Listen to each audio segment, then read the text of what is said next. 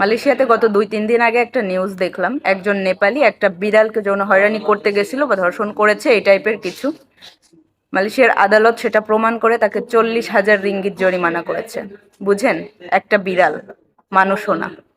মানুষের জন্য যে কি কঠোর আইন এদেশে, কি সেফটি, তা বলার মতো না। আর আমাদের দেশে যুগের পর যুগ ধরে শিশু, বৃদ্ধা, শুধুমাত্র মেয়ে বাচ্চা এমন না, ছেলে বাচ্চারা পর্যন্ত ধর্ষিত হচ্ছে। কোনো আইন নাই, কোনো বিচার নাই। সব থেকে খারাপ লাগে যখন দেখি আমাদের দেশের গুরুত্বপূর্ণ দায়িত্বে থাকা ব্যক্তিরা এসবকে হেলায় উড়ায় দেয়।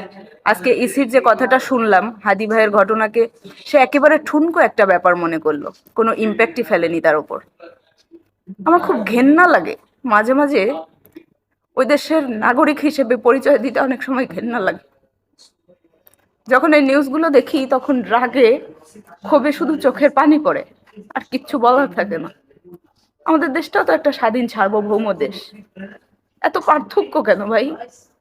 আমরা কবে মানুষ হব? আর কবে?